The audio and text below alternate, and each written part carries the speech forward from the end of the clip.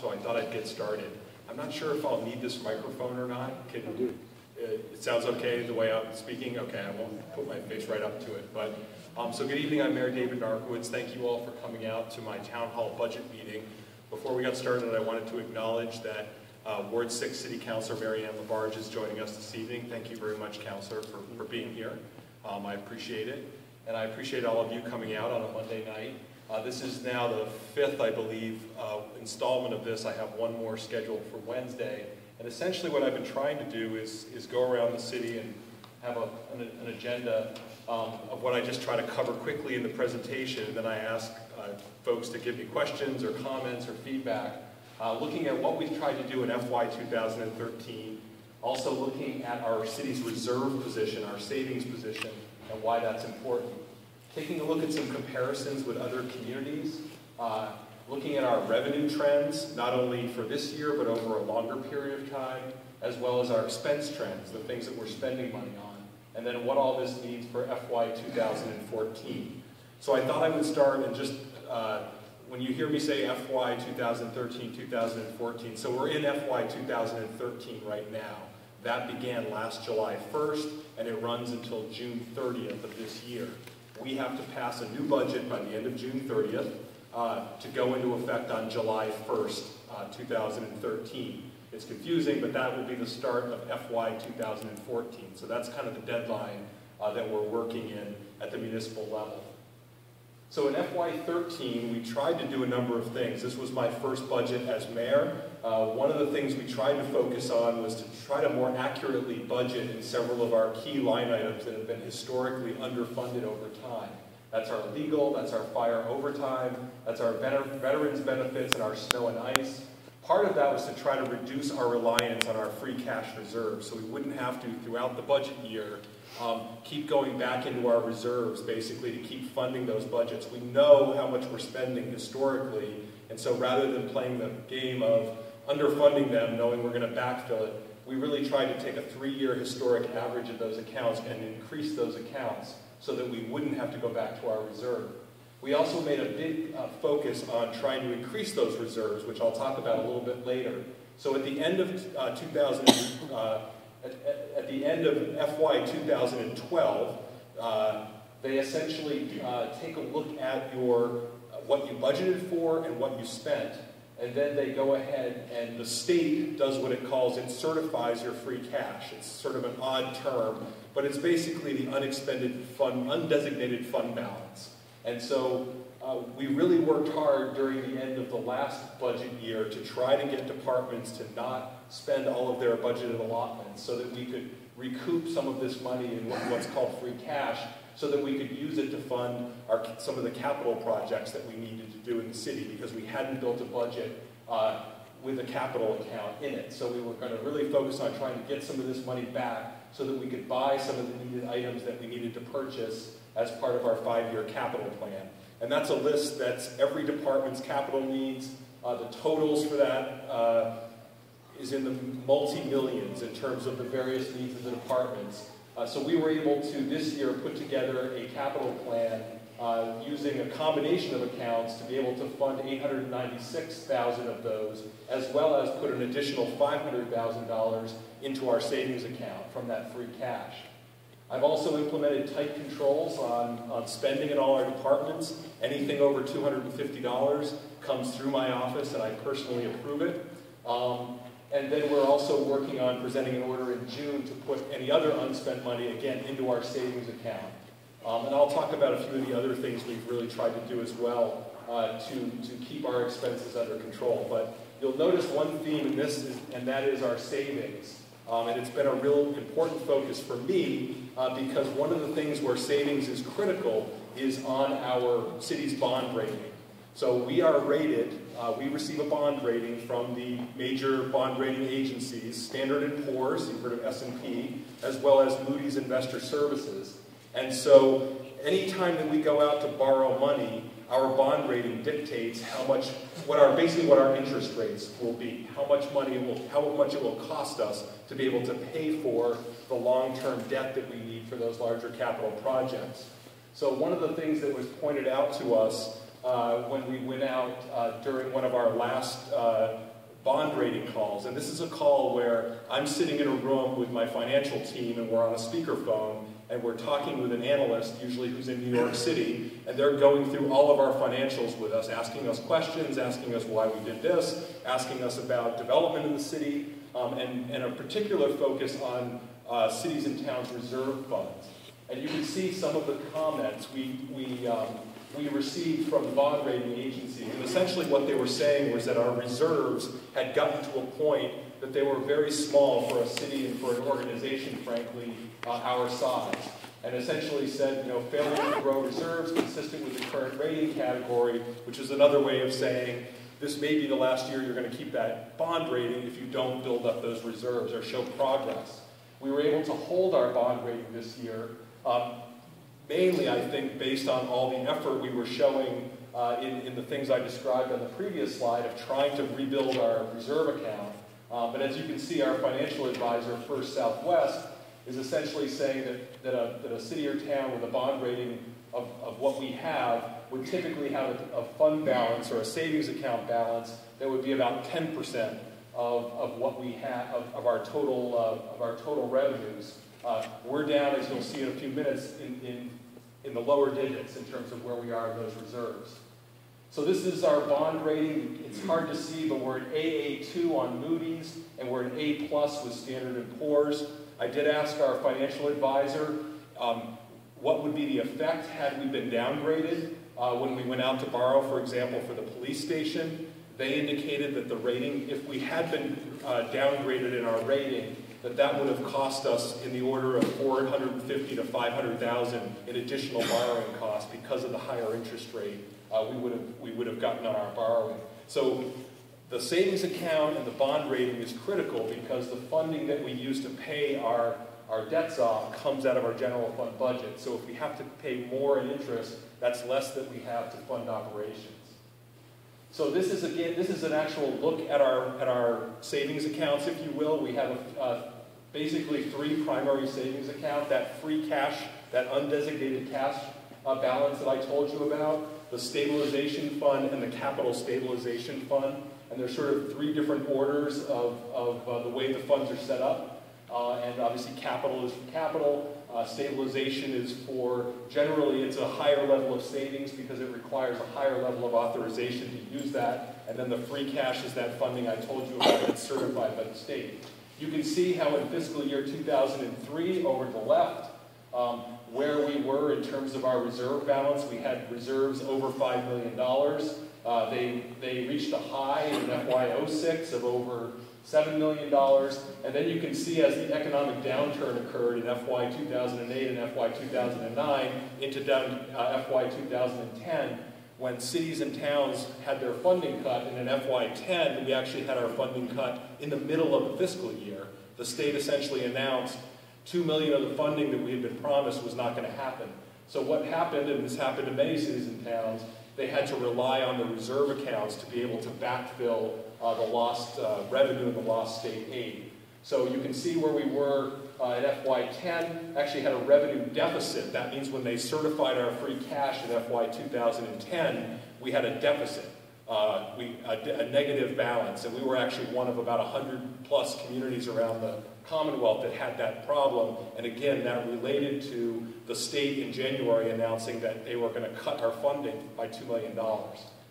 You can see how we've worked to try to rebuild that capital fund, including the current fiscal year, FY13.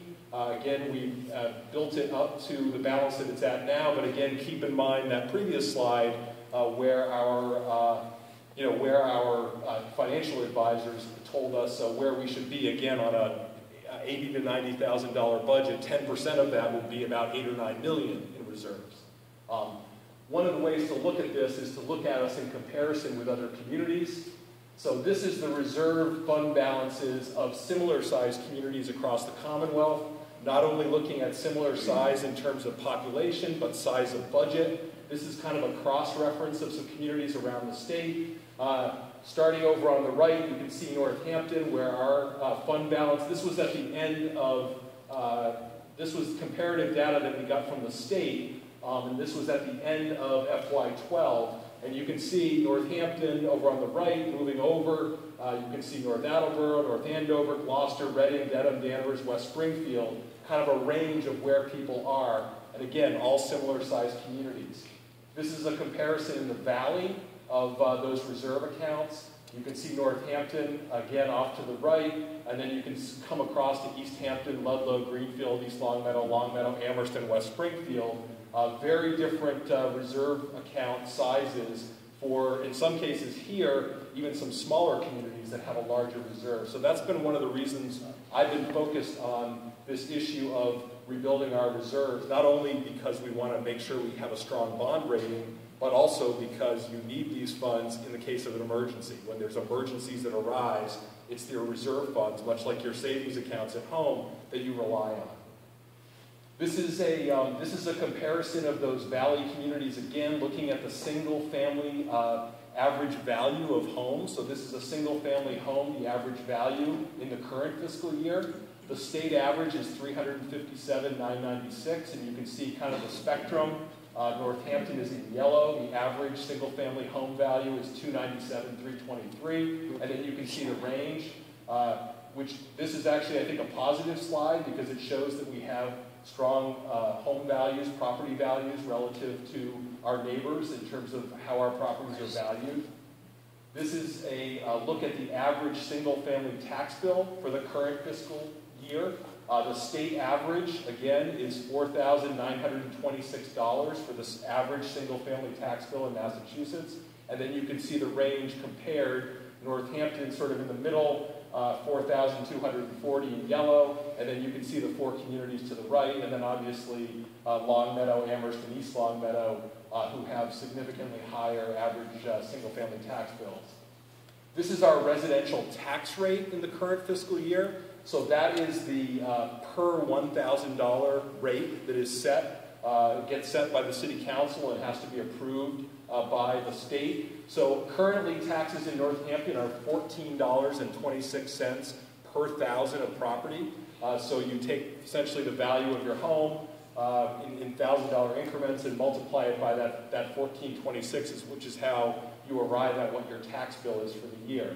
You can see how we compare at $14.26 with the other communities in the valley, again ranging all the way up to Longmeadow, which is $21.54 per thousand, but that kind of gives you the spectrum. Now let's take a look at our revenues. This is the monies that come into the city. These are the things that we rely on in order to put together our general fund operating budget. This is a pie chart which breaks it down. You can see the largest category of revenue is taxes, which is 61.5%. That includes property taxes, excise taxes, meals tax, hotel motel tax, anything that's a lawful tax in the Commonwealth. The next category is state aid, that large red segment. That's about 20.4%. We'll look at state aid historically later in the presentation, but that's pretty much state aid and taxes represent over 80% of the revenue that we rely on. The next item is charges for services. That's anything like meter fees, fees for inspections, anything that's a fee but not a tax. That also includes things like the tuition we charge at Smith Vocational. And then you can see the smaller revenue sources broken out. And I've actually done a chart that kind of shows them differently than the pie chart, and you can kind of see the smaller ones over to the right in the right-hand column, things like licenses and permits, miscellaneous revenue, and then you can see down at the very bottom right the whopping 0.3% of federal aid that we receive every year from the federal government through Medicaid and Medicare Part D. This is our property tax revenue trend. So this is looking at that 10-year period, looking at how our property tax revenue is set. And as you know, in Massachusetts, we have Proposition 2.5. So what that means is, starting in a year like 2003, we take the various categories of taxes, and we have what's known as the levy. That's the total amount of tax value that we're allowed to tax, and that's a number that's certified by the state. We don't get to just arbitrarily pick that.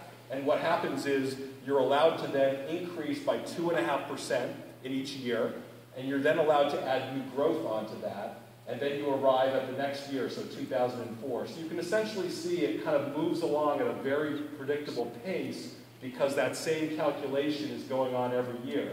About the only variation would be the new growth, which we'll look at separately, and new growth is any of the new buildings, any of the new, basically any new facilities that come online that generate taxes.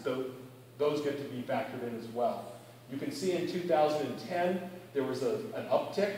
That was the year that there was a Proposition 2.5 override passed by the city. So what happens in a case like that, where in that case it was a $2 million general operating override? So taking the 2009 tax levy, the 2.5% was added, the new growth was added, and then an additional $2 million was added to that in order to generate that additional revenue, the additional $2 million in revenue. And so what happens in that case is you can see from 2010, when you move to 2011, you start from that 2010 number and then move on to 2011. So you've often heard people say that those kind of overrides happen in 1 year, but they go on forever. And what that means is they're kind of permanently built into the base. So as that calculation moves forward, you're automatically starting from where you were raised up to. So that's the distinction in terms of that property tax override staying on the levy. And that's actually quickly as opposed to a debt exclusion, which actually goes down after 20 years, and it's only for a fixed period of time. This is new growth. This is looking at the 10-year period from FY 2003 to 2014. So that's that number that I described when you're going ahead and doing the calculation. These are any new buildings, any new shopping plazas, any new homes that are being built. And you can kind of see how new growth in the city has tracked with the economy. Again, looking over at 2009, 2010, which was sort of the height of the recession, when things like the housing market and the housing bubble burst, and so we were seeing fairly stagnant and low numbers in terms of our new growth. We've rebounded a bit in 2012 and 2013, and we're actually predicting an increase in new growth this year, largely because of the new development that's happening on King Street and at Village Hill. So that development is good because it helps us expand the tax base and is a way for us to generate new revenue through that expansion of the tax base. So when you hear me sometimes talk about economic development, kind of like a broken record, it really has a tie-in to these numbers when we talk about the budget, because other than 2.5, it's really the only way we can grow our local pie is through economic development. This is uncollected taxes. Not a lot to see here other than just showing you over a 10-year period that our uncollected taxes represents a very small portion. You can see the last few years, 1.5%, 1.7%, 1.79%. Our treasurer and collector work very hard to make sure that we have a high compliance rate, and we try to work with residents who have difficulty complying to bring them into compliance eventually over time. So that just kind of shows you that there's not these millions of dollars sitting out there in uncollected taxes that we're not taking advantage of. This is motor vehicle excise tax. Those are those excise tax bills you get on your vehicles. This is one of the other taxes that we collect. Again, just sort of showing you the cyclical nature of it over 10 years, the kind of waxing and waning of it.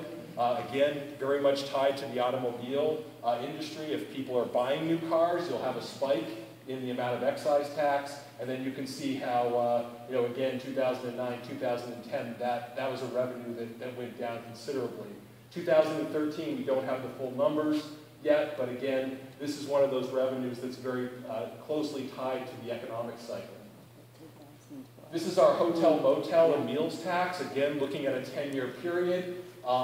The hotel, motel tax existed back to 2003, and then in 2010, there was a local option that was added. Cities and towns could vote to take advantage of a local option, and we were allowed to add 0.75% onto our meals tax, and we were also allowed to add a percentage onto our hotel, motel tax that we were able to keep locally. We voted to do that, and that has provided some new revenue. You can see in 2013 is not quite finished yet, but for 2012, that represented a total of about $1,179,000 in revenue to the city through those two sources. Obviously, our restaurant industry has been very strong over that time, and you can see that it's continued to grow despite the imposition of the extra tax. This is state aid. This is probably the most important slide in the presentation. This is the aid that we receive from state government. It's essentially in a couple of different forms. There's Chapter 70 aid, which is for our schools, and there's also, it's changed names, but essentially unrestricted government aid, which is aid from the state that goes to essentially all other city functions that are not exclusive to education. You can see back in FY 2002, we were receiving over $13.5 million from the state in aid that year. You can see how that dropped precipitously.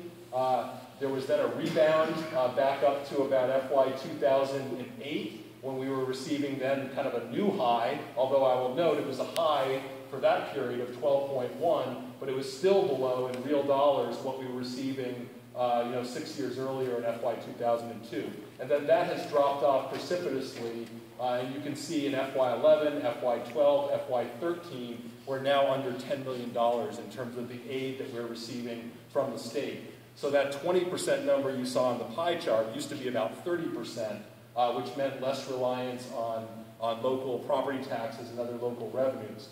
If we just took that FY 2008 number, that kind of high point before it started going down again, and we kind of graphed what it would have meant, even if the state had just level funded us, not cut us, but just level funded us where we were from FY 2008, that represented about $10.3 million in revenue that we would have enjoyed had they just level funded us for those following years. So that's a significant amount that again means we then have to try to make that up on the local level, which puts pressures on city and town budgets. This is that Chapter 70 aid, which is for schools, and you can see we have a blue graph for the Northampton Public Schools and then a green graph for Smith Vocational. Essentially has remained fairly static with a little bit of variation here or there. This is sort of a funding formula that's set by the state, and Northampton has historically, because of the timing of when the formula was created, has not tended to enjoy much more than just the minimum Chapter 70 aid that's available to cities and towns. So that's been a considerable pressure given all the new requirements that are on our school district, whether it's testing, MCAS, evaluations, Race to the Top, No Children Left Behind, all these different programs that we're required to implement, yet we don't get additional funding to be able to carry out those programs. This is that unrestricted general government aid, or the local aid as it's sometimes called. This is the other form of local aid from the state. Again, you can kind of see historically, it used to be broken up into the lottery and then additional assistance in the blue and red. And then at the end of 2009, they combined them into a new category called unrestricted general government aid. And as you can see, they combined them, but the total went down. And so that number has remained fairly flat as well over the last 4 fiscal years. This is charges for services. These are 2 of our cost centers that we have in the city, parking meter receipts and ambulance revenues. These are 2 other ways that we've been able to generate revenue. And what this chart is showing is, and you can see at the top, revenue used to balance the budget, which means revenues taken from these 2 cost centers to be able to help us fund general fund functions. So in the case of, for example, parking, we obviously use that to fund all of our parking maintenance, all of our parking employees, our parking enforcement. We also use it to buy equipment and do other maintenance. We've also used it for, because parking revenues are allowed to be used for parking and traffic activities, we use it as well to fund some police officers in the downtown, as well as pay for police cruisers as part of their regular rotation program. So those are some of the things that increasingly we've been relying on. Ambulance revenues the same way. We use that not only to pay for the ambulances and all the equipment that goes into running the ambulance service, but we also pay for employees, firefighters, who are kind of cross-trained in both fields. So that shows you how that's a revenue source that we've increasingly used to be able to provide revenue for the budget. This is our interfund operating transfers, kind of a wonky sounding name, but it essentially is we have the three enterprise funds for water, for sewer, and for solid waste, and those are sort of set off to the side from the general fund budget, and they're run like a separate cost center. So any sewer fees that are collected have to go by law back into the sewer system. But there are some indirect charges that get paid to the city for some of the administrative services that we provide to those enterprise funds. So for example, our collector's office sends out the water and sewer bills. Our legal office handles all their legal affairs. Our auditor does all the auditing for them. Finance director works through their budgets with them. So there are some charges back to the city, which are another source of revenue from those three funds. You can see the yellow is the solid waste, or the blue is water, and the red is sewer. You can kind of see how those have moved up and down over time. You can see particularly how the solid waste enterprise fund, as the landfill prepares to close, that is going to be less and less a source of revenue. That yellow is going to be a tiny sliver in FY 2014. But that is another source of revenue to the general fund that we rely on. This is licenses and permits. These are the various permits for everything from building inspector, plumbing inspector, electrical inspector, inspector of weights and measures. Again, not really, the purpose of the slide is really just to show you that 10-year look and sort of show you how that's a revenue that can be very cyclical, again, tied to the economy.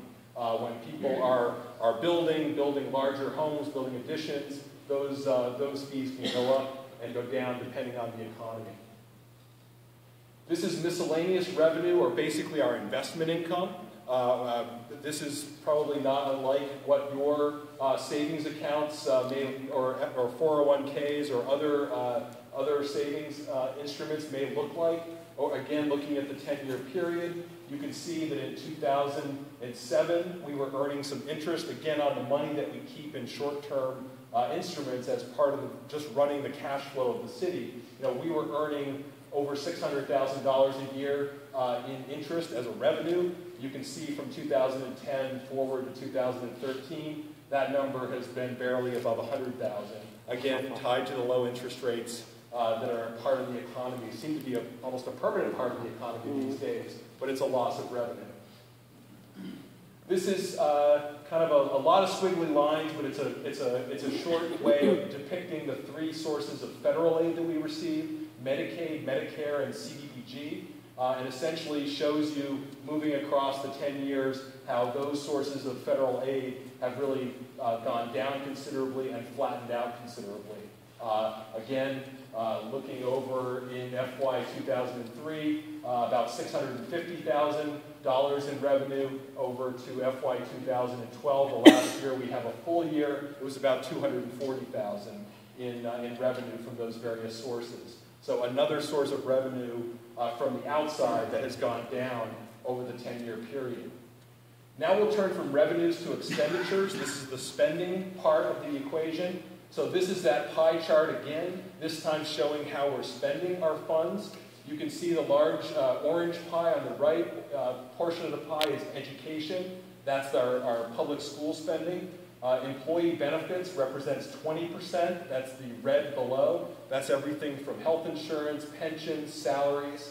And then you can see the other functional areas: public safety, which includes police, fire, parking enforcement, debt service. That's the money that we're paying to service our debt, the borrowings that we've done over time. And again, that ties back into the issue about our interest rates and our bond rating. And then you can see the smaller parts of the pie. I've got the similar breakdown that I had before, which again just shows you the smaller parts of the budget broken out a different way. So you've got human services, which is about 1.5%. That includes Board of Health, Veterans, Council on Aging, and then you can see the other parts of the budget. We did another quick chart that kind of took a look at because we were often asked, I'm often asked by the school committee, in addition to the appropriation, how much we spend on education. And so we did a chart that just pushed over the health insurance and other benefits to the schools, as well as the debt service, to show what portion of that combined represents education. And you can see it's about 58% when you factor in those other two factors. We pay for those things out of the general budget, so they don't show up as part of the school's budget, but this is just a way to look at it to see how it fits in that context. This is the general fund functional spending areas, and what we did is we looked over a 10-year average, and we tried to look at what were the areas where there were the largest annual average percentage increases. Interestingly, these were the top 3 of those annual average increases over that 10-year span.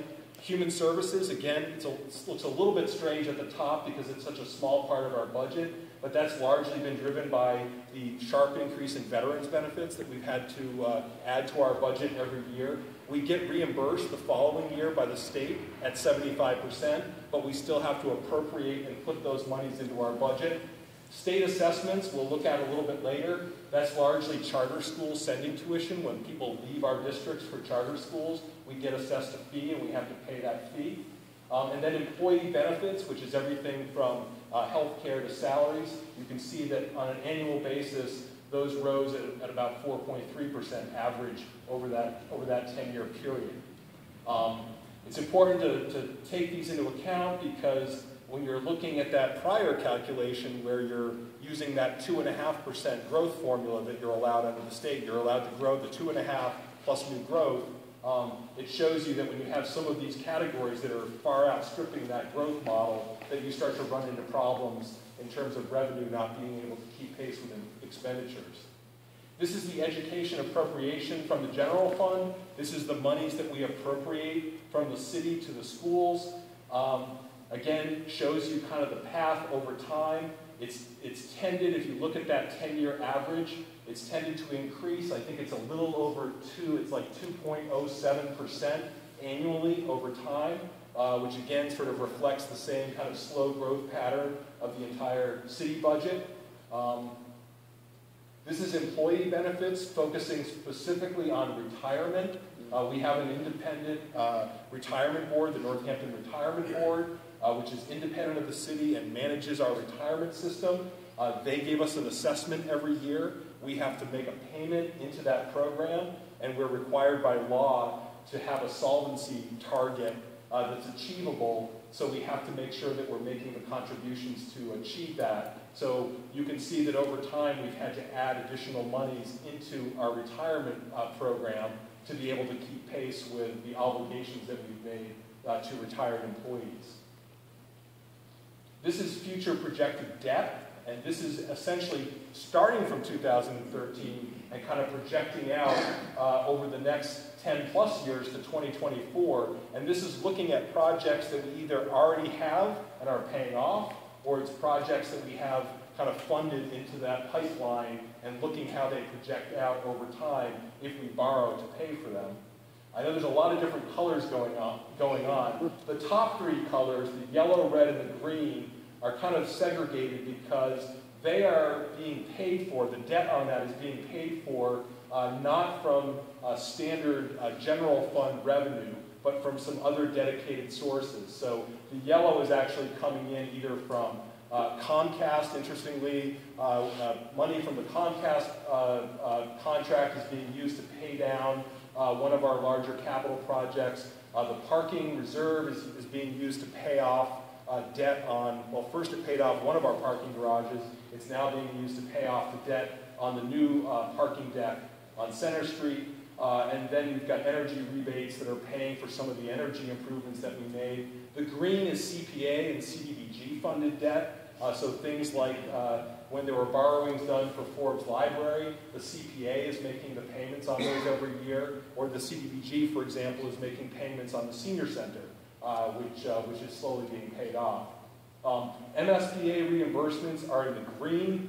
It's kind of an accounting thing, but basically that's the state share of the school projects that we borrowed against, and they pay a percentage of those debts, so that's coming in from the state. The most important ones are the 2 lower ones. The blue, kind of the second to the bottom blue, are the debt excluded payments. So these are the ones that the citizens voted to pass a Proposition 2.5 override for purposes of a debt. And so we have the fire station, the police station, JFK, and the high school that are being paid by revenue that's being raised in excess of Prop 2.5 as part of a debt exclusion override.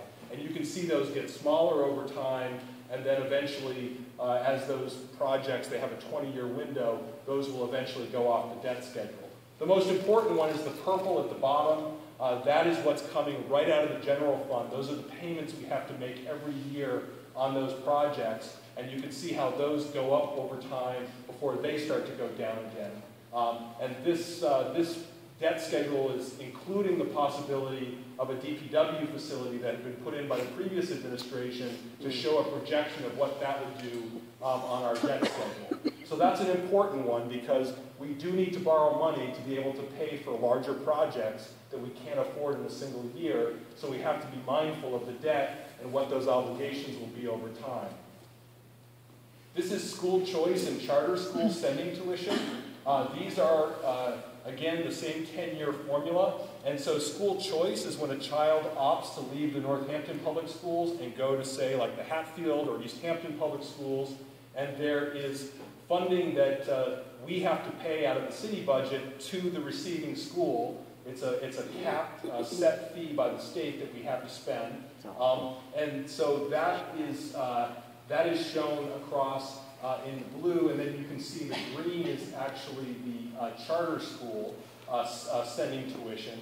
And that is when children go to one of the 3 or 4 charter schools near us. We've actually changed this slide slightly because folks had asked us about, there's a small charter school reimbursement that comes to us from the state. So we've made sure we incorporate that so that we're showing the true numbers. But you can see that this is a category that in FY 2002, actually the green is charter, we have the blue is choice, the green is charter. We were spending about let's see what the total was. In FY 2002, $870,000 on those outgoing tuitions to other school districts. And then if you go over to FY 2013, you can see that we were spending $2.2 million net in outgoing tuition or school choice to other districts. So that's been an area where we've seen a significant loss of city revenues leaving the city to go to other schools. You can see in FY 2014, we're actually seeing a slight lowering. It's actually occurring in the choice area. The school department has really worked hard to increase the number of choice seats in our school, as well as try to keep kids from choicing out of our district to other schools. But that's been a major cost driver because that $2.2 million that we spent on those 2 categories in FY 2013 are monies that we can't spend on our own schools. They're monies that have left to other school districts. So that's a significant one. Health insurance. This has been one of our largest cost drivers. It's been a large cost driver in the private sector as well, so it shouldn't be a big surprise. You can see that in FY 2003, we were spending less than $6 million, about $5.9 million on our health insurance for our employees.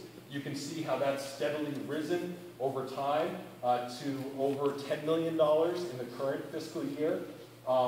This was one of the big drivers that was driving our initial budget gap because the initial quote to renew with Health New England was a 10% increase, or roughly a little over $1 million in terms of our increase. So that was really one of the biggest sources of our stress in our budget gap coming into FY14. Last fall, I asked the City Council to adopt a new health insurance reform legislation, which they did. Which allowed us to use a new method for negotiating health insurance with our employees that uses the state's Group Insurance Commission, or GIC, as a benchmark for those negotiations. And you may have heard recently that I announced that I put forward a proposal to actually move the city's health insurance into this Group Insurance Commission, which is the same health insurance that state employees get if they work at UMass or they work in one of the other agencies. And what that's going to do for us, it won't take effect until January 1st of 2014.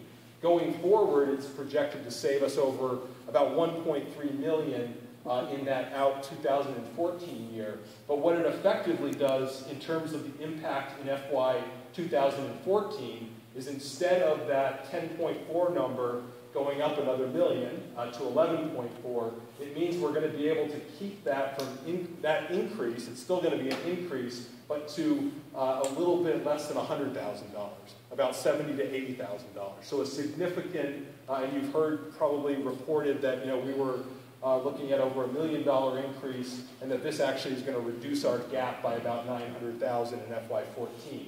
That's still a conversation. We have to go through a process. And we were actually going to be starting that process next Thursday.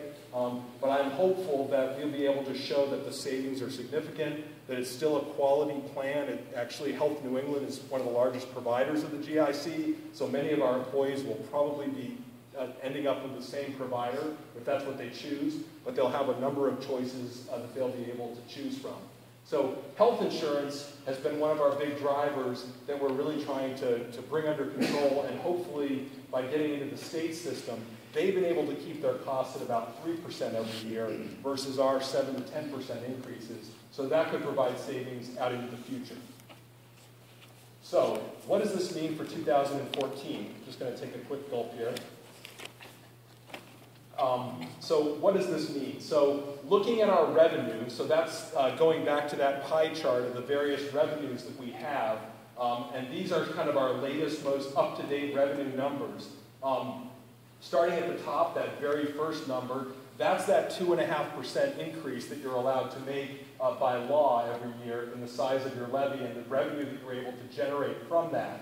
So that number, that's little over $1 million that we're able to generate through that.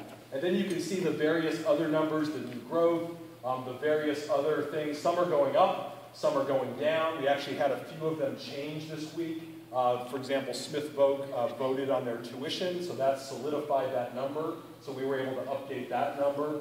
Some of the other things, state aid, we initially started out with a slightly larger number. Now the governor's proposal, it appears, is not going to be, or at least the House and Senate have indicated, that we're probably not going to see the same level of state aid that he had projected, so we've had to back off on that. So essentially we're looking, as of today, at about 1.6 in terms of the revenues that we can count on in terms of new revenue. So starting where we were with our budget at the end of FY13, we're allowed to increase it with these additional revenues by 1.6 million in new revenues. Now, what does that mean for expenditures? Now, this shows what our expenses are going into 2014, and I have to stress here that these are the expenses that we have to pay just to be able to provide the same level of services that we provided in FY 2013. We're not adding any new positions, we're not adding any new services. This is just going from one fiscal year to the other and trying to absorb the increases in all the various categories that we have to make. So you can see, for example, the very top one, the retirement assessment. That's that mandatory payment that we have to make into the retirement system. That's $243. That's automatic. That's not negotiable. You can see some things like that charter school sending tuition. That's going up almost $300,000 from where it was last year. You can see choice went down slightly. And then you can kind of go across. You can see libraries were increasing by $21,000 in order to meet what's required under our appropriation requirement from the state. You can see veterans benefits, we're increasing those again. We're getting to the end of another fiscal year and we're actually falling behind where we budgeted, so we know we're going to have to infuse additional monies. And then you can see some of the other issues where we're having to either increase or decrease in some cases. So a little over $3 million in sort of automatic expenditure increases that we have to make because of obligations, whether it's pension, whether it's collective bargaining, or whether it's just trying to meet the same level of services in a different fiscal year. So essentially the gap as of today is about 1.4 million. And that's our level service budget gap. When we take a look at what the components are of that current gap, and we've tried to as I've gone through these presentations from week to week, we've had a number of unknown numbers that we've tried to budget up into our estimates as we get closer and closer to putting the budget together. So that gap represents right now, the schools are about over $775,000 of that gap. And so among the things that they're proposing to level their budget, to close that gap, you can see includes, it's now equivalent of 17 full-time equivalent positions, as well as a number of other cuts they're making, including eliminating busing for the high school and some other programmatic cuts that they'll need to make.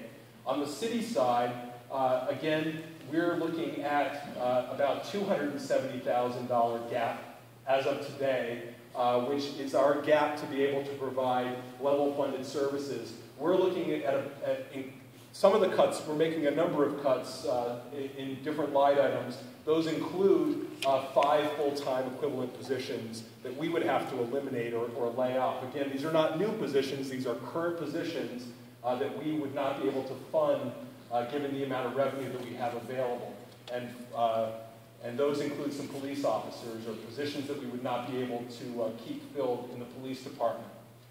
This third item is a combination of some of the unknowns that we're waiting on resolution on, and these include some collective bargaining decisions.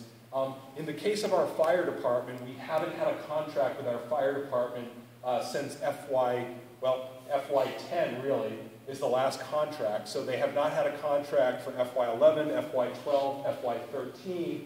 I came into office in FY13. We were unable to reach an agreement on that contract. We've now moved into an arbitration process called the Joint Labor Management Commission, which is set up for public safety agencies in the state. We've just completed an arbitration process where it's essentially kind of a mini trial, if you will. We presented our case, they presented their case.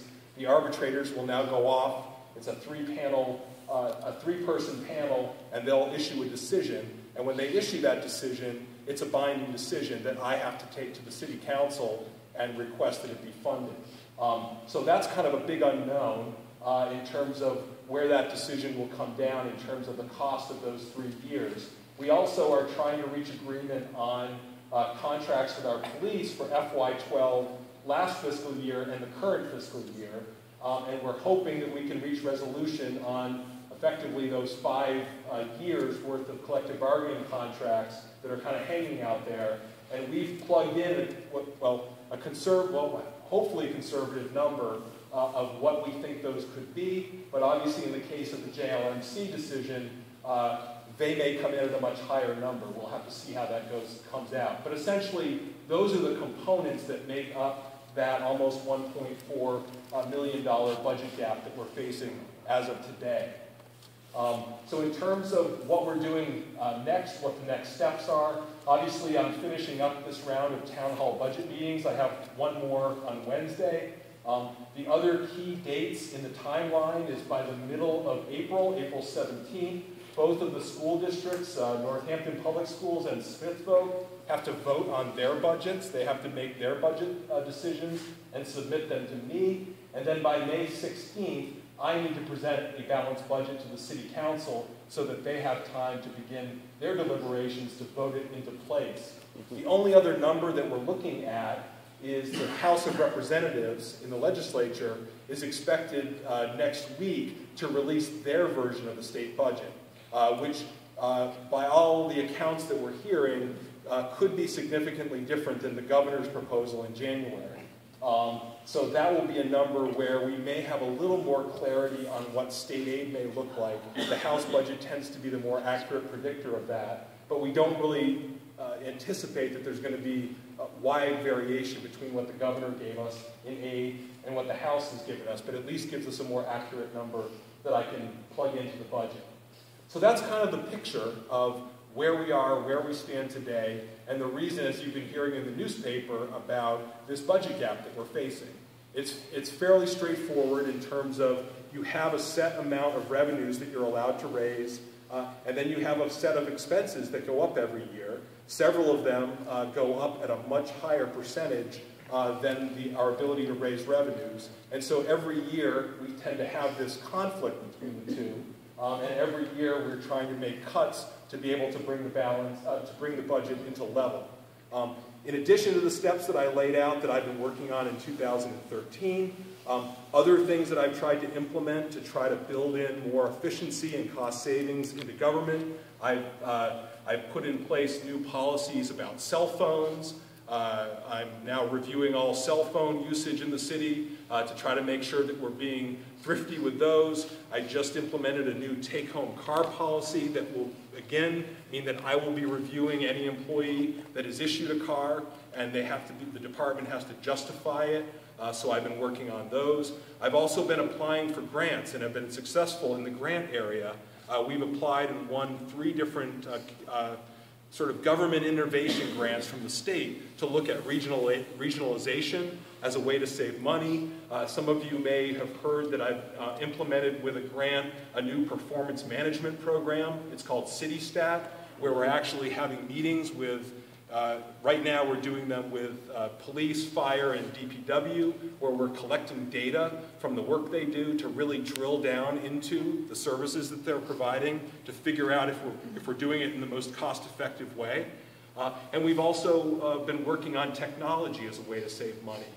We've moved all of our, many of our computing functions off of hard servers that we have to keep buying and reinvesting in into cloud computing, which is much less capital intensive over time. And you may have also heard we just introduced, or testing through a grant, a new mobile app to try to make it easier for citizens to communicate with the city and make it easier for the city to carry out work orders for everything from potholes to trash to broken parking meters. So we have been working, or I've been working very hard to try to figure out ways that we can save money, that we can do things more effectively, and I've been trying to be very thrifty in terms of reviewing spending and making sure that we're not spending excessively. But again, the larger forces that are at work are those numbers that you're looking at a certain amount of revenue that can be raised every year, and then you're looking at the other graph, which are those expenses that some of them, like health insurance, some of them like the pension benefits, some of the other things are going up at a higher rate. So therein lies kind of the crunch. And so the gap that we're dealing with, again, in excess of $1 million. So I'll be quiet and I'll listen to the questions you have and try to answer them. So any questions? Yes, Joe. I applaud the efforts for efficiency, but it may be time to have a serious discussion about looking for a new source of revenue, a la taxing nonprofits. Mm-hmm. So I know some cities have town-gown arrangements where they have a place of higher education will pay in lieu of taxes. I know East Hampton taxed the churches that closed, and I know the diocese is smart enough to keep things alive so they don't get taxed. Yep. But I think, is there any thought about that? Most definitely. That's a great idea, and that is, one of the things I'm going to be looking at sort of as the next frontier, because again, we're kind of limited our revenue sources. We've taken advantage of every revenue source they've given us. And you have to understand, in Massachusetts, it's been determined by the Supreme Court and by everyone else that taxation powers are vested in the state government. Local governments are not allowed to implement taxes unless they've been granted those powers. We can't even raise a fee unless we can justify that it only covers the expenses for that fee. So looking at things like pilot or payment in lieu of taxes is definitely something that's going to be, I think, the next frontier in terms of trying to generate some additional revenue. I had a graduate student working for me over the last semester who did some research on it. Boston did implement an interesting pilot program. They obviously have a lot of nonprofits with large holdings, and they essentially looked at some of their largest nonprofits in excess of $15 million in property holdings and came up with kind of a voluntary, almost like a voluntary tax bill that was roughly equal to about 25% of what they would pay in real taxes, which they estimated would cover the core services. Then there was a half, you could basically abate about half of that for in-kind services that those institutions provided. They have shown that they've been able to increase some of their pilot revenues. Again, it's voluntary, but they were trying to deal with equity issues because some did and some didn't, and there were equity issues. So we've been looking at that, and I had this intern is helping me put together kind of a white paper to look at that. Obviously, we don't have the same number of large institutions. There's only about 2 or 3, actually only about 2 that would fit the Boston criteria. There are several others, depending on where you set the cutoff, that could qualify. So that's definitely something that we can look at, and I'm similar to Boston, looking at putting together a task force to really look at that and see what the viability of it is going forward. We do have some pilot agreements. We have a pilot agreement with the Northampton Housing Authority, which does a pilot payment with us. We do have a small pilot with Smith College for the Green Street and West Street neighborhoods that they pay us every year. And we have some smaller ones on properties that were city-owned properties that we sold that were converted to nonprofit use, where we have asked for a pilot. So, but definitely that's something to look at. Again, it's voluntary, and so it's one of those things that we're going to have to talk with and negotiate over time. But it's definitely something I'm looking at, definitely. And I sign you up for the task force if you want to. Yes. Would we be allowed to dramatically increase, if not double, our parking revenue? And if we did so, could that be used for other budget items? Or Well, we did actually double our meter fees and such like that about a year and a half or a year or two. I don't remember, maybe 2 fiscal years ago. In the previous administration, they did raise some of those fees. The way and typically what we've done with those funds are, and you saw in one of the slides, we are using it to pay for several general fund functions. Sort of parking, but also police. We also pay for some of the downtown public works stuff that happens. The interesting thing, and you look at the state law around this, and again, it kind of describes the uses for these revenue, for these fees, really, because they're not a tax, they're a fee. And if you look at that, generally, it describes it as having to have some nexus to parking or traffic-related activities. And so, while I think it, obviously it could be tempting to say we're going to double the fees overnight, and we're going to put half of that into some other activity, you have to be able to justify, A, that it was going to those nexus items, and that you weren't slipping into the area from being just a fee for a service to a tax. And I think that's where you'd start to have a problem because, again, everything from trash fees to permit fees get scrutinized very carefully and have been the subject of lawsuits. Actually, Springfield, when it first tried to implement its trash fee, got taken to court, and the court essentially said that the fee was essentially a backdoor tax, that it didn't bear a close enough relationship to the service that was being provided. So we have to be careful about just creating new fees or artificially raising fees, because then we run into this problem of we're trying to tax really instead of setting a fee. So that's been the challenge. But so for example, one of the things we did with the parking revenues is we're using them to pay a portion of the police station project because it's in the downtown. There's a parking deck associated with it. So of that 20 million or so project, about $4+ million of it is being paid for by the parking revenue. So we're diverting them to pay for the debt service on that, which is helping free up more money in the budget for other areas.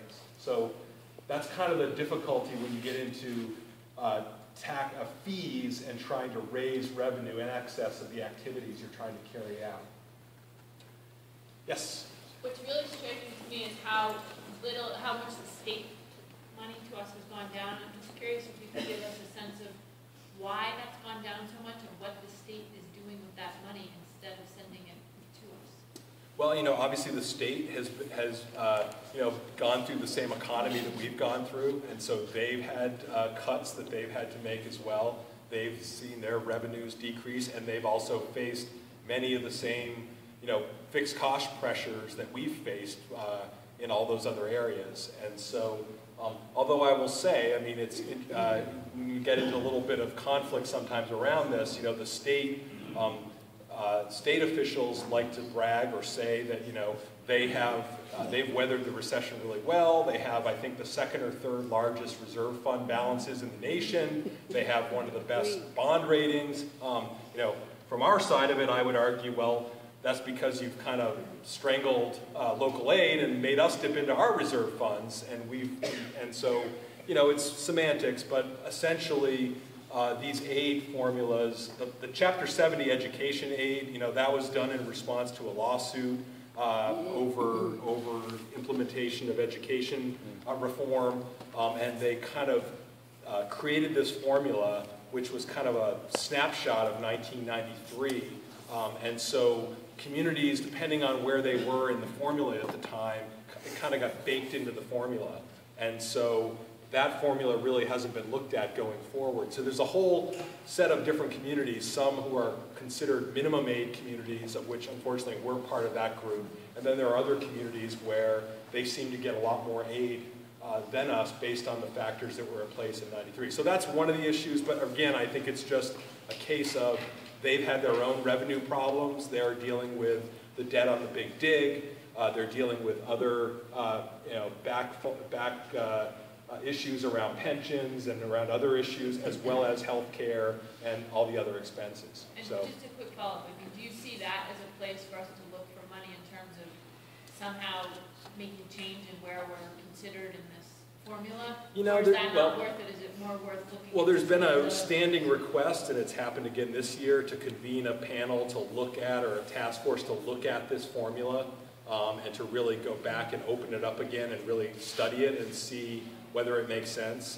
There have been other attempts over the last several years to try to reach some kind of an agreement on an equal, not an equal share, but a regular share to municipalities of revenues, because it really has, you know, the main thing would be give us the ability to raise revenues locally. If you don't want to do it, if you don't want to raise revenues at the state level, if you don't, you know, if you don't have the courage to raise revenues, then, you know, let us do it. Put it on me. If I say to the community, look, I need to implement this special fee or tax to pay for something we all really need, you know, you can kick me out of office, or people can, you know, make those decisions at the local level.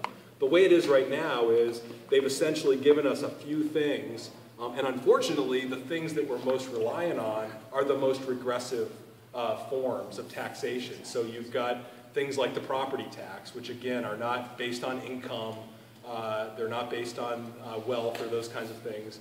And then things like the meals tax, again, which is kind of a tag on to the sales tax, which is not progressive. And then things like excise, which are not particularly progressive. So that's the real problem. I think that's the real, if you're not going to give us more aid, then like forget about you. But instead of us sending more money to Boston, you can just give us more authority to raise and keep more money in our own local community. That would be, to me, the ideal. I don't know if we're going to end up there or not. I mean, this meals tax they gave us, you know, it was like 0.75%, and we, you know, at the peak of it now, we're raising about $700,000 or $800,000. But do you know what the other, you know, 6.25% of that is to the state? It's about $6 million that they're collecting in Northampton on the other portion of those meals taxes. So, you know, just give us another percentage of that, and like we'll leave you alone, kind of a thing. So that's really the debate, I think, is to give cities and towns more ways to deal with their own problems on their own. Yes, Counselor. Could you talk about the state lottery? Because I know every year we go through the budget hearings of the decreasing on the state lottery. And at one point, one year, we had a really tremendous decrease. Could you talk about the state lottery? Well, the lottery was first sold as a way to provide funding, local aid funding,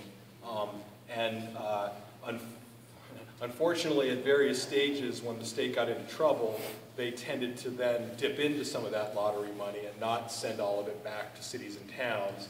And so they kind of got rid of lottery. They're calling it lottery aid. It's no longer called lottery aid. And they've now just created this fund that's called unrestricted local aid, which I think has some components of lottery, but it has other things in it. So it's really difficult to track now the lottery's impact locally because it's not a direct funding source anymore.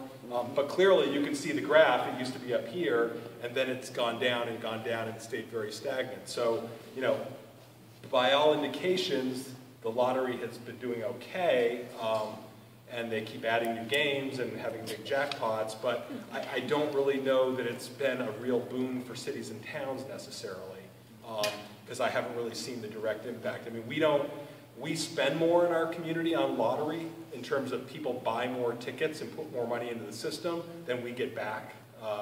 So again, it's another one of those, it's not a tax, I know, but it's a very regressive way to raise revenue.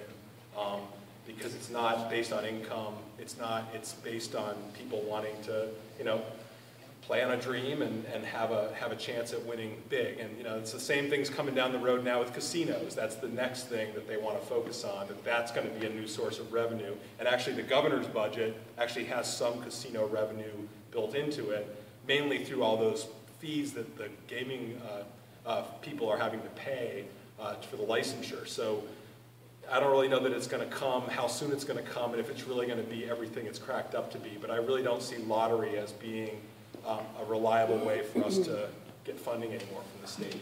Thank you. Yes, sir. And then the sending fee that we spend, I remember the number I saw was $2.1 million, which is significantly more than we're short. So it's incremented year over year. Is that because the formula changes and the per head cost per student has increased? Or is it because students are flocking away from our schools? Or is it a mixture? It's a mixture. Interestingly, the school choice, which is just going from one public school district to another public school district, is pretty much a flat fee. It's like $5,500. So if a kid goes from Northampton to Hatfield or vice versa, it's $5,500. I think that's what it's set at now. Charter schools have a tuition formula, and that tuition is sort of all over the map. But it's up in the area more of like $10,000 to $11,000 to $12,000 to $13,000, depending on the school. And we've got 5 of them around us. And so that's part of where we lose, because we don't run a charter school, we do run choice, so we do get some revenues coming in, but it gets totally overwhelmed by those outgoing tuitions. So yeah, more kids, more options for charter school, and as you know, many of them have now expanded from elementary to high school. They've added more grades, so there's more options. So yeah, more kids leaving, and the tuitions are significantly higher, so that's where we're losing the revenue. And again, that's a whole other conversation about the funding system for charter schools and how that tuition formula is set up. It comes right off of the city's revenues. It comes right off of our state revenue, our cherry sheet, is the way that they do it.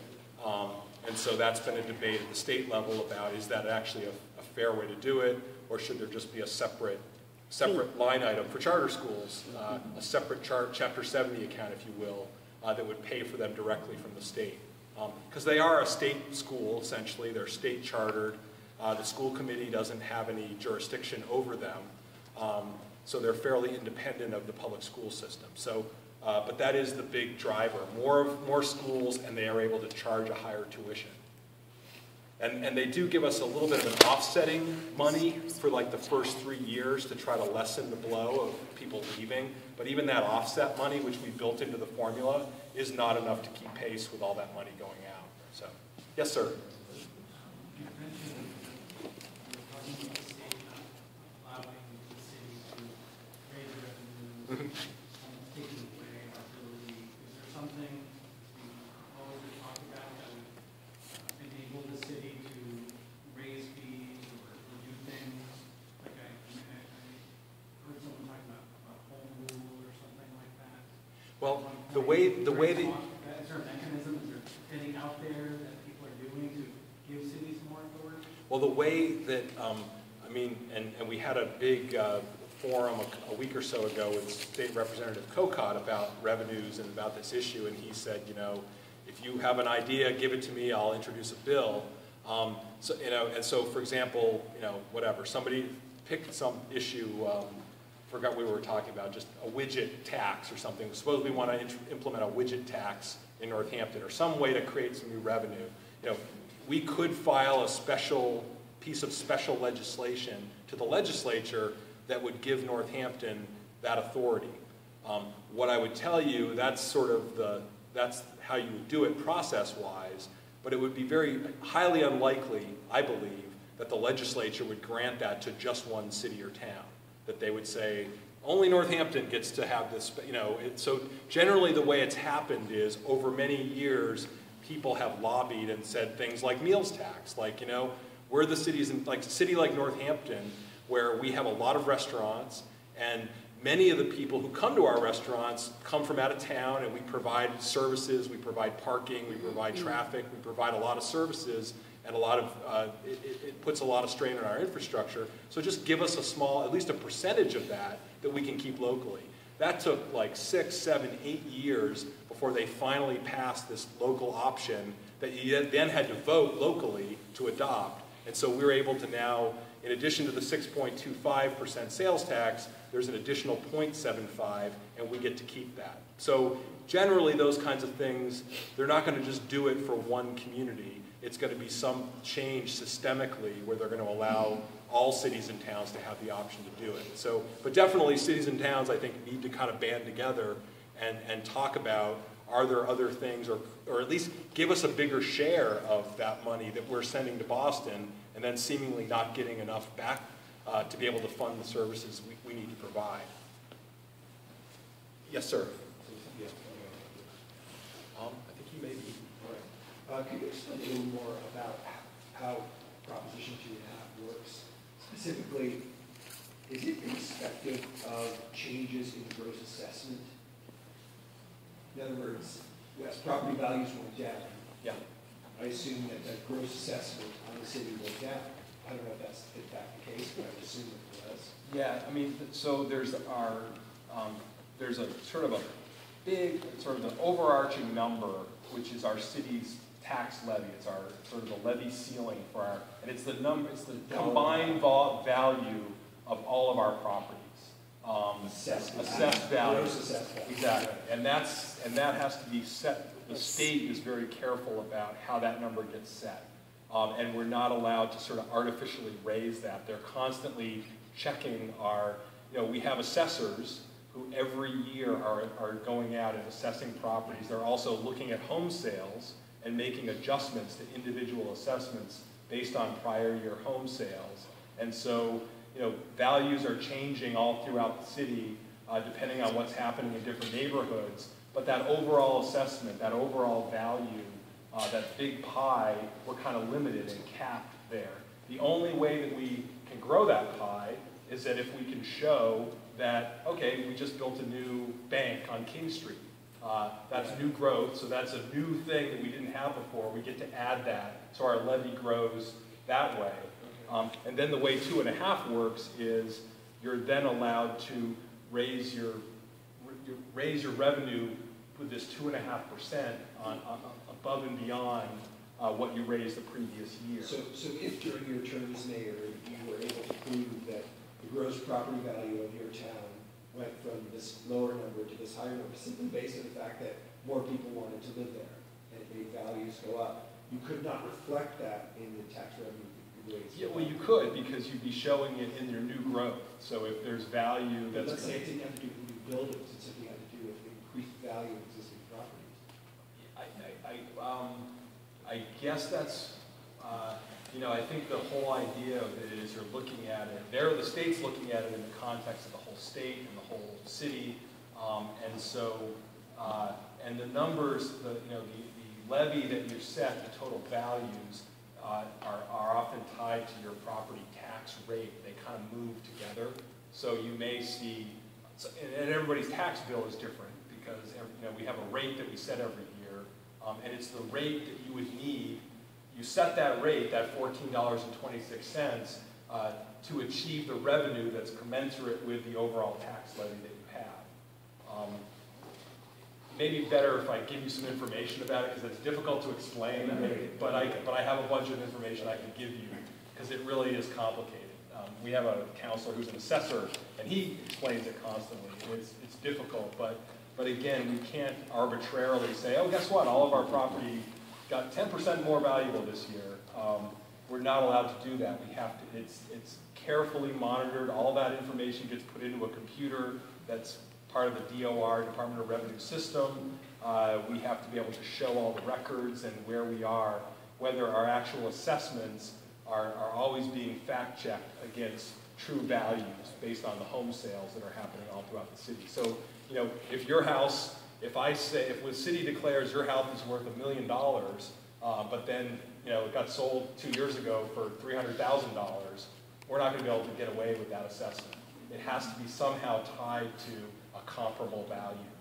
We can't just artificially increase it. So, other questions? Yes, ma'am. How did Northampton's property tax rate become different from other towns? Like on that, the one chart that showed Northampton's at the low end of the graph of the bars for property taxes, whereas Amherst is up to Yeah, well, so in the case of like an Amherst or a Longmeadow, I mean, Amherst has done Northampton is $14 per thousand. $14.26. That's right. You have to kind of take that number, just that raw tax, you know, the rate number, the $14.26, and you kind of have to look at it also in the context of our values. And you know, our values are kind of middle of the pack; they're not at the very bottom, and the two kind of work in tandem. But suffice it to say, those communities that have a larger, you know, tax bill, an average tax bill, you know, in the case of Amherst and Longmeadow, they have fancier houses. No, but they've also done, Amherst has done like 3 Proposition 2.5 overrides over time, over the last 6 or 7 or 8 years. So that's been the way that they've raised their levy above the 2.5% every year. So that's been one of the ways, and Longmeadow as well.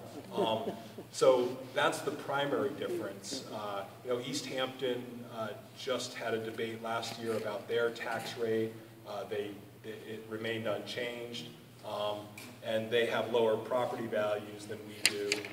And so in some of those communities, you may see a slightly higher tax rate and a slightly, the numbers are not always the same because the two kind of move together. But essentially, we do have a low, you know, our tax rate, we've tried to keep our tax rate affordable in the city, and it's reflected in that number.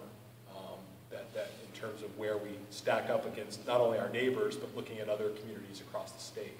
Because all the other towns you had on that graph are higher. Yeah, That is correct. That is correct. And again, we've been, you know, we've tried in the last couple of years, we've, you know, tried to make cuts every year to kind of correct that difference between revenues and expenditures. And so we're sort of seeing now the effects of a few years where we kind of artificially kept some of those costs down. You know, we were able to work with our employees to take zeros and to take like FY12. There was no cost of living and no step increases, which are contractually agreed upon. So we were able to kind of keep some of those costs, I would say, kind of artificially low. But you can't do that continuously, you know, ad infinitum. And so we're now seeing the effect of those things coming back into play, and we are where we are in terms of this gap that we have. The health insurance is a big one, and we think we're going to be able to help we will stave off some of the gap with health insurance savings, but it still leaves us, you know, 1.4 million. Again, I have to stress, just to provide the same services that we provided last year. Not adding services, not adding teachers, not adding anything. It's just the cost of doing business from one year to the next goes up because of all those fixed increases in costs. And our revenues are limited, and we can't raise them to meet the same increase. Rich, and then Councilor Barr. Mr. Cooper. Just going back to the school choice and the charter school, if I understand it correctly, it feels almost like we're shooting ourselves in the foot by decreasing the funding to the schools because it makes them less inviting. It's true. So then Yeah. you lose more students, and you know, it's just a snowball effect. And that's one of the things I've been hearing, particularly about the high school, because I know there was an issue several years ago where a lot of kids were opting to go to like Williston and go to other places because they had better theater and better arts, and I think there was a real focus in Northampton to try to really make sure we had a strong arts program, a strong theater program, to try to keep some of those kids, or to go, for example, you know, we have a performing arts charter school now, to keep some of those kids at the Northampton High School so that we don't lose them and the revenue that goes with them And that is one of the fears. I know the school committee has talked a lot about that, is that if you really start to cut, you're then going to get hit twice because more kids are going to start leaving to go to other school districts, and you're going to lose that money too. So it's a kind of a vicious cycle that they've put us in. It's almost like we can think in the opposite way, is to vote for an override and make our school the magnet of the area, and then it kind of starts to fund itself. Well, that is one way in terms of, I know Hatfield has been successful in attracting a lot of kids to come to their elementary schools because they have really small classes, and I would also say they have a fairly homogeneous population with not as some of the challenges of bigger communities, but they've been able to really attract a lot of kids. And so that is one of the factors, that is you start to make these deep cuts and you start to lose, we're looking at eliminating busing to the high school, eliminating sections of music and arts and theater and things like that, and languages that some of these families will say, well, we're just going to go to another school or take advantage of one of these public schools, but again, it's paid for by our district. So it does create this cycle. Yeah. Yes, sir. I was just wondering, we're having problems funding our schools and that. Why do we need a boathouse? What's that? Okay. Why do we need a boathouse? The boathouse, yes. Yeah, which we're going to have to maintain afterwards and everything else, but we can't afford to teach our kids. Yep. That's a really good point, and I do hear that a lot about some of these projects. So the boathouse that you're referring to is and we're not actually, the city's not actually building a boathouse or proposing to build a boathouse. The city received a grant from the state, basically a Parks and Recreation grant from the state that can only be used for these parks and recreation activities to be able to create some access to the river on Damon Road on the old Lane construction site property, so that people could create boat launches for canoes and for boats and other non-motorized kinds of boats as a recreation activity. There's another group in town, a nonprofit group that's a rowing organization that currently is over at the Oxbow, and they have kind of a year-to-year lease, and they use that facility. They've been looking for a permanent place to build a boathouse themselves, which they would run themselves as a private organization. They were looking in South Hadley, they were looking at other parts along the river, and so what they're going to do is they are trying to raise money through fundraising and grants to try to eventually build some kind of a boathouse. But in the short term, the only thing that's happening with this state grant is they're going to be creating this sort of trails down to the river access and some docks for people to then have boats, which will be run by this organization. So there is this money that's being spent that's through a state grant as well as private fundraising, but we are not, the boathouse kind of gets put out there as kind of like the dream goal of this organization, but it wouldn't be a city-owned boathouse. We wouldn't be paying for it, we wouldn't be operating it. It would be run by this nonprofit, and if in fact they raise the money to do it. But I know it's frustrating because I get this all the time, the state gives us this big check for $400,000 for a park or recreation grant, and it's like I'm in the middle of, saying we have this budget gap and they give us this grant money, but the problem is I can't just take that grant and endorse it over to the schools. It's only for this recreation activity. And so that's the problem that it causes.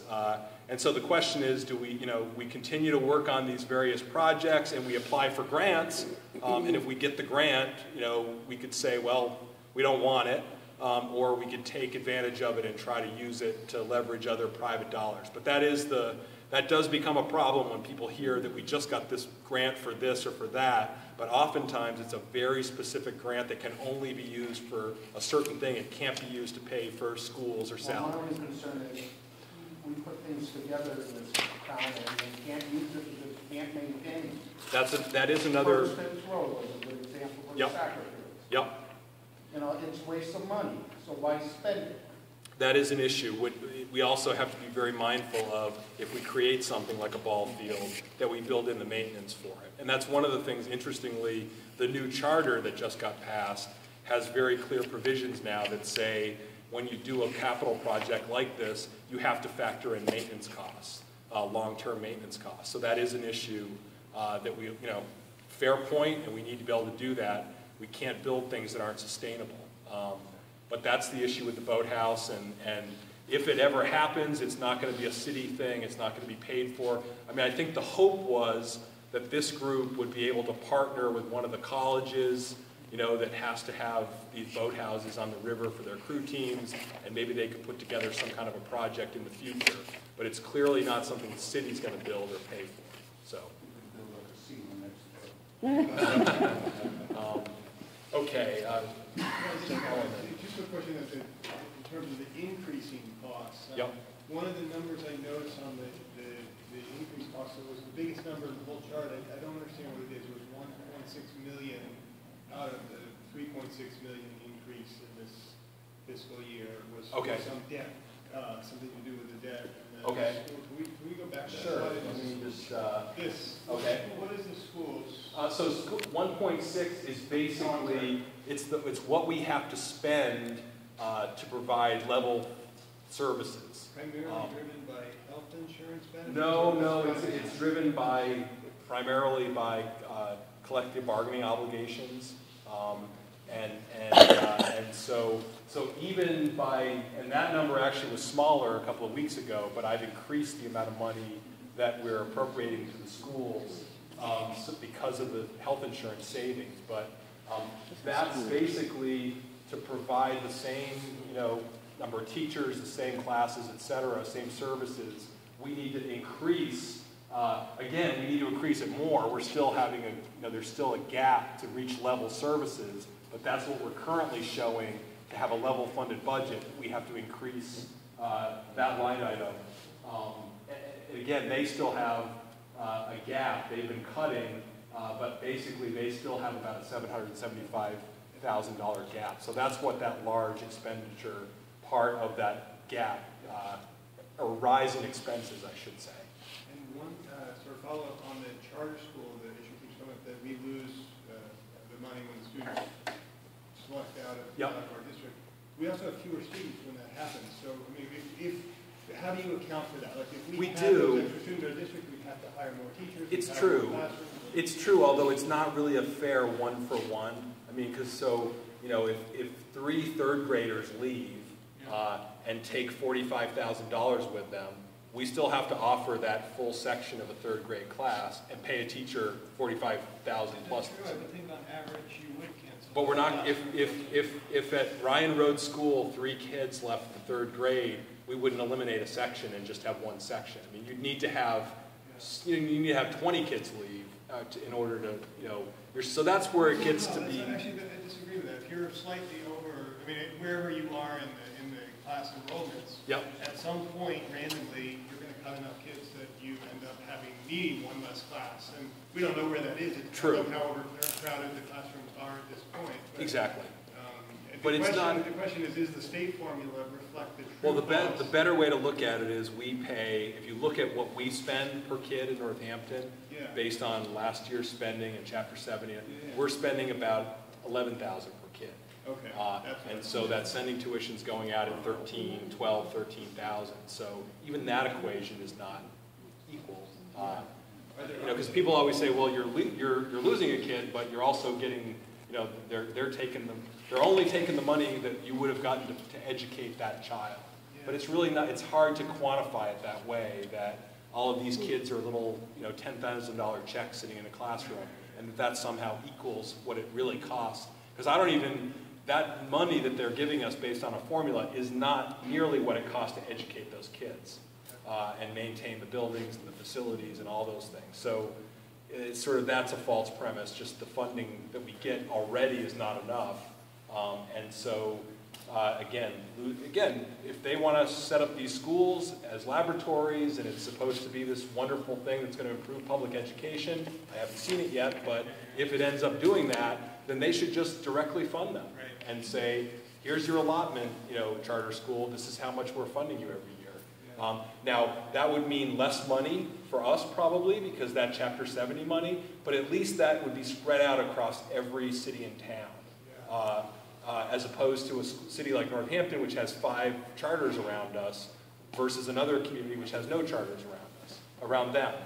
So it's sort of a disproportionate, the way a state-funded school is having an impact. So, but that's a real tough one, and there's been a lot of debate about it. And, if I was a charter school, I wouldn't want to change the system, because they get a guaranteed amount of money every year right off the top, no matter what our situation. Do you ever hear about a budget crisis at any of the charter schools? No. Or layoffs or anything? So, they want to keep that system.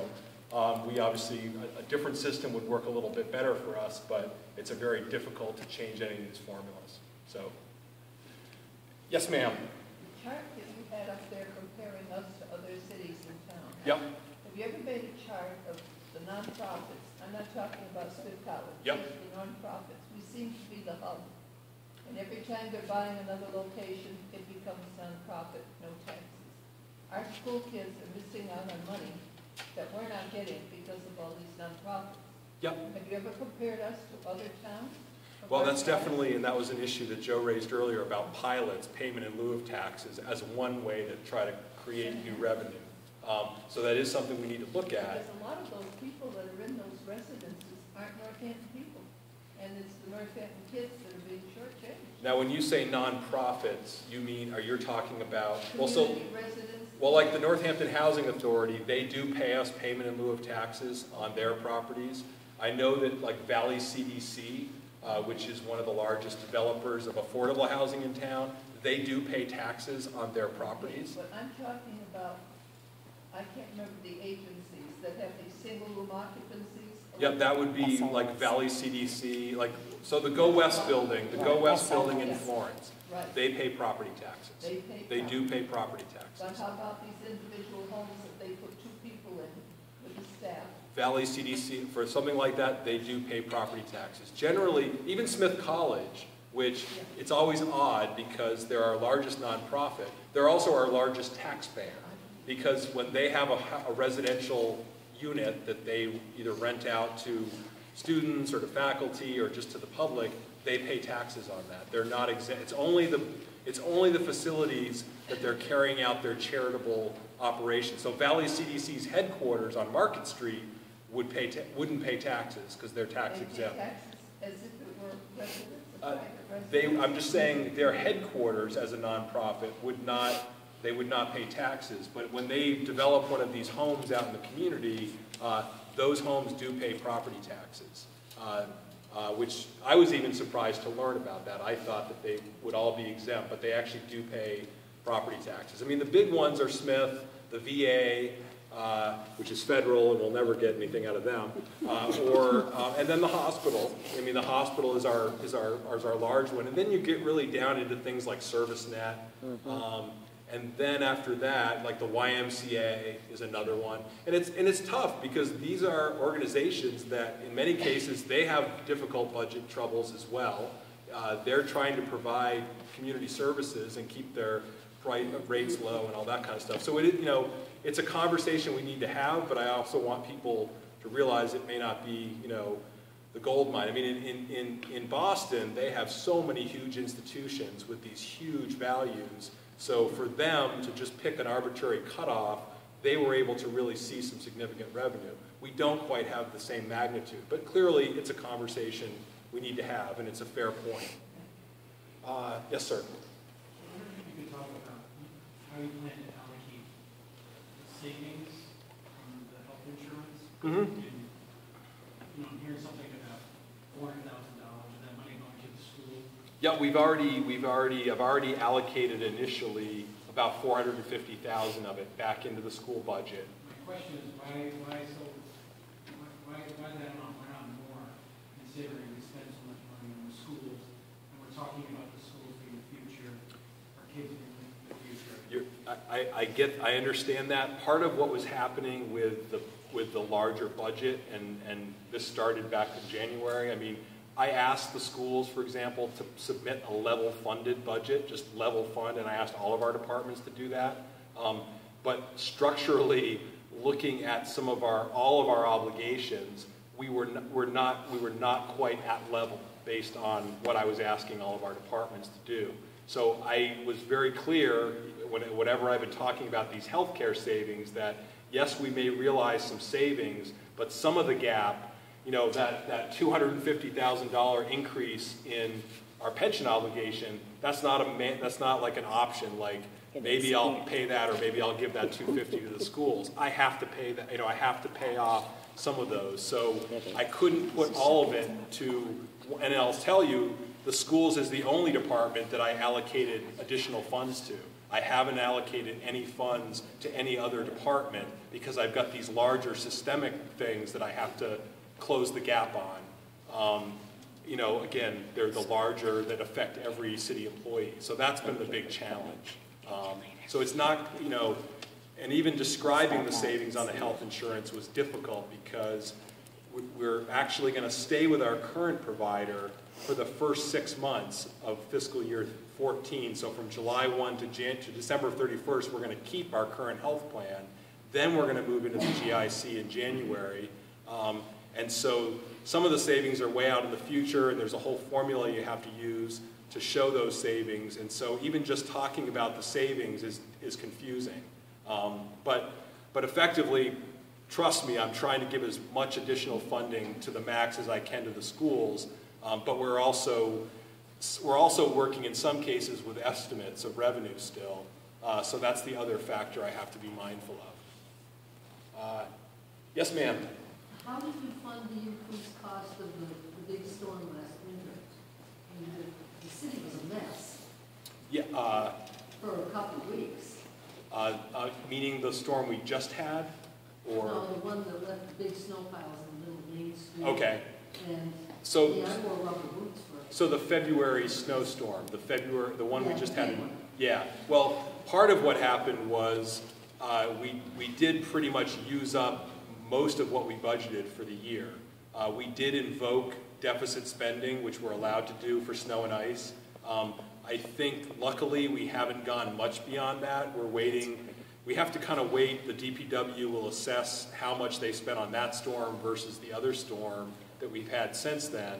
And that's an area where you exceed the budget item, we'll have to go into that, what's called the free cash or undesignated fund balance.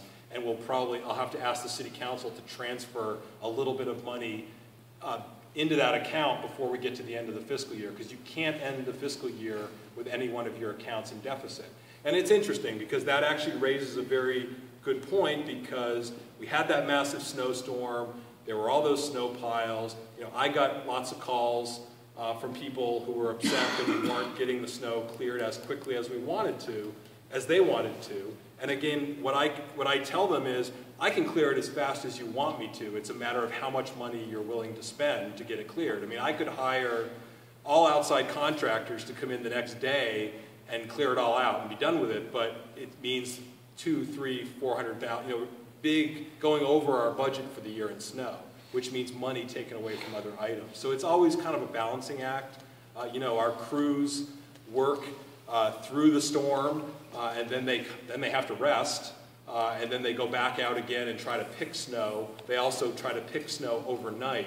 So it sometimes seems like there's inconsistency the way they're doing it, but they're trying to go out to all the outlying streets as well, and we have a finite number of people, and a lot of the times we have to do it overnight because we can't safely remove snow during the day. So it sometimes means that we can't clear it as fast as we want to. But again, it comes down to money.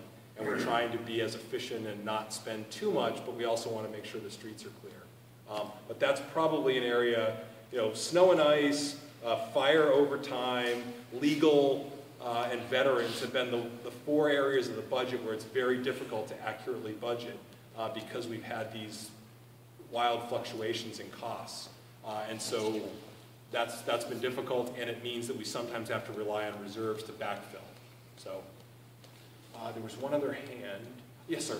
Two questions. Can we get to your slides from the city website? They're on the website. Every time I do one of these presentations, we upload them. So the new one for today should be available first thing tomorrow morning. And it's right on the main page. If you go to northamptonma.gov, off to the right it says budget. You click on that, and I think I've got all of them up there.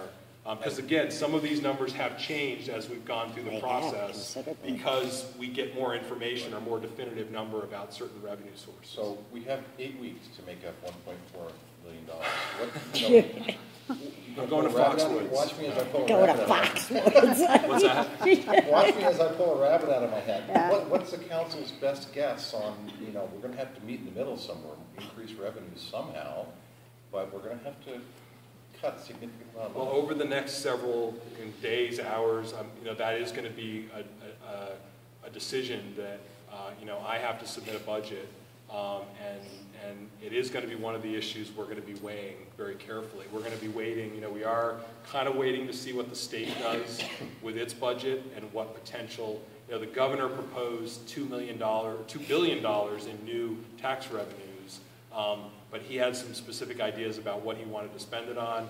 We're hearing that the House and the Senate have much different ideas about that. You know, I'd love to see more of it go to local aid. I mean, the governor's budget came out, he was proposing, you know, $2 billion in new taxes.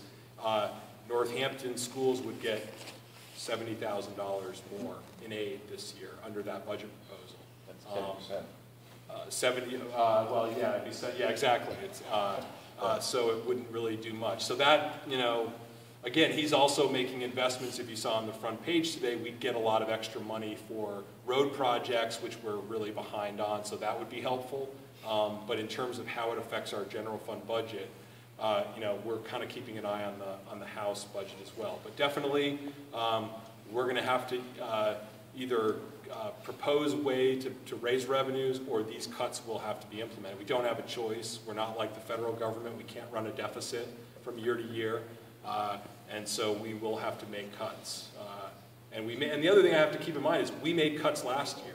It wasn't on the same magnitude, but in order to balance the 2013 budget, I eliminated some departments. I merged some departments together.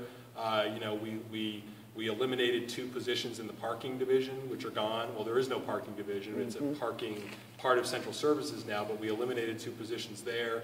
We eliminated 4 or 5 school positions last year just to get the budget to balance. So this is kind of a continuation now, because again, those numbers, you know, kind of then pop right back up again the next year because of those fixed increases in costs that happen every year. So yeah, the next few weeks are going to be very challenging.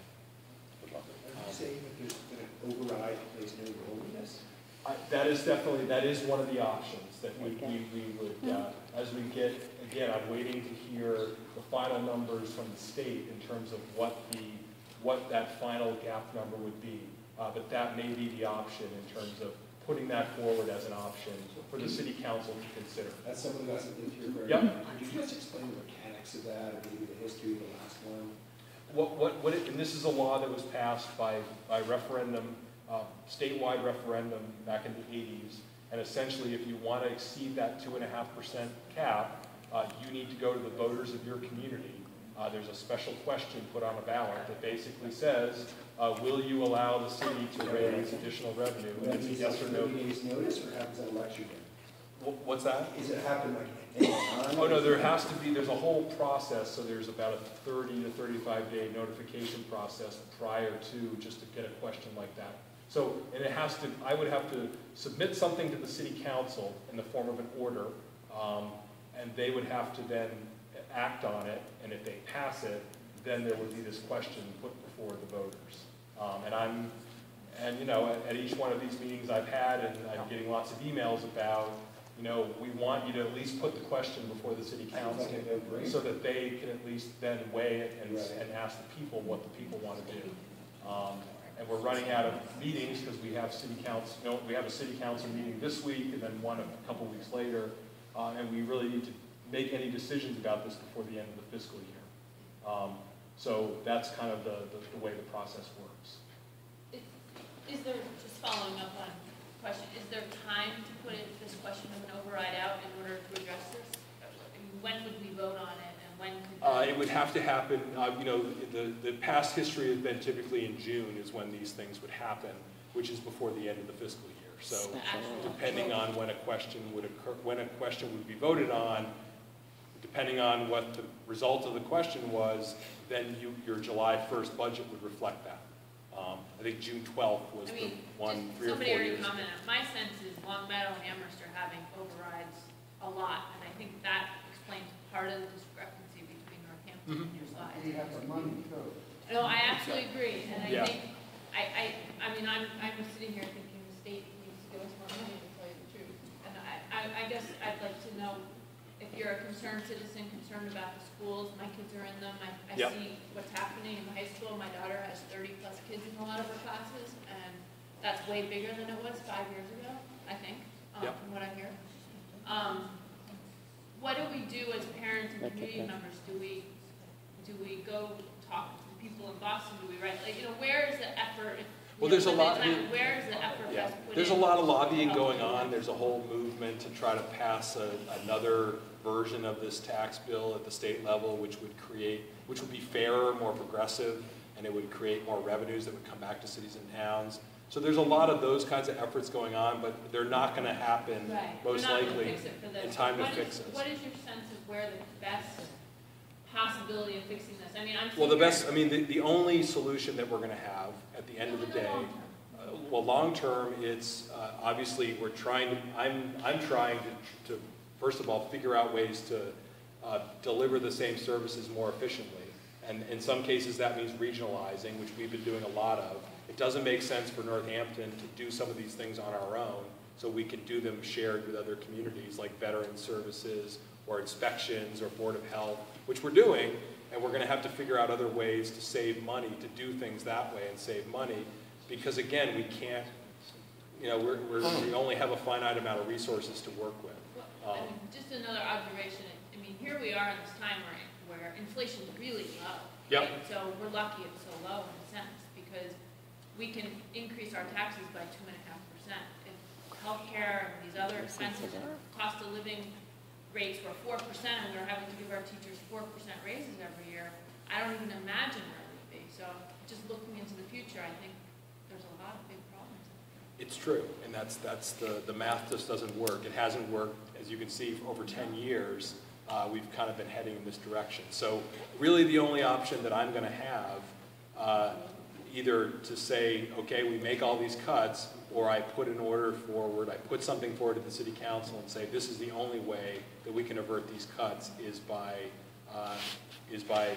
putting the question out to the voters. Do you want to raise the additional revenue to close the gap? So that's really the last option that I have, because we don't have any other options locally. And that's the process that we have, and that's that's what the voters came up with 20 or 30 years ago as the mechanism. So that's, I believe, where we're headed over the next few days and weeks. So, yes, sir.